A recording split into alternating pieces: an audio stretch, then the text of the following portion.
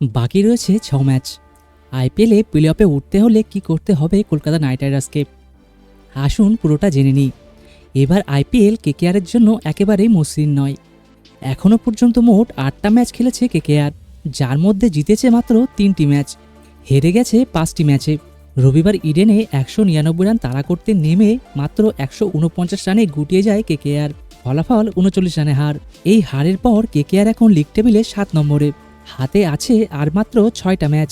কিন্তু প্লে অফে উঠতে গেলে কমপক্ষে 16 পয়েন্ট দরকার, মানে এই 6টা ম্যাচের মধ্যে অন্তত 5টি ম্যাচ জিততেই হবে কলকাতাকে। তবে শুধু 16 পয়েন্ট পেলেই হবে না, কারণ অতীতে দেখা গেছে 16 পয়েন্ট নিয়েও প্লে অফে উঠতে পারেনি অনেক দল। আসল চাবিকাঠি হলো নেট রান রেট, আর এদিক থেকে কেকেআরের অবস্থা আরও খারাপ। এখন তাদের নেট রান রেট -0.633, যেখানে 4 নম্বরে থাকা পাঞ্জাব কিংসের রান রেট +0.177। তাহলে কি কলকাতা সব শেষ? একদমই না, কারণ এখনও তাদের কাছে 18 পয়েন্টে পৌঁছানোর সুযোগ আছে। 6টা ম্যাচ যদি জিতে নেয় তাহলে 18 পয়েন্ট, আর তাতে প্লে অফের রাস্তা অনেকটাই পরিষ্কার হবে। তবে পরের ম্যাচেই বড় পরীক্ষায় নামছে কেকেআর। শনিবার আবার ইডেনে মুখোমুখি হবে পাঞ্জাব কিংসের সঙ্গে। এই ম্যাচ হেরে গেলে কেকেআরের প্লে অফের স্বপ্ন ভীষণ চাপে পড়ে যাবে।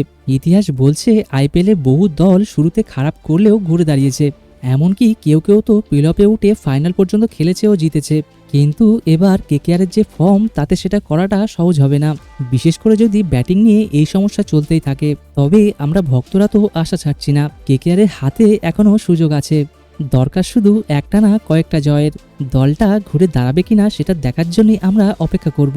ভিডিওটি ভালো লাগলে অবশ্যই লাইক ও সাবস্ক্রাইব করবেন এবং বন্ধুদের সাথে শেয়ার করতে ভুলবেন না। আসুন দেখা হচ্ছে আরেকটি নতুন ভিডিওতে, ততক্ষণ পর্যন্ত নাইটরা ঘুরে দাঁড়াক এটাই কামনা।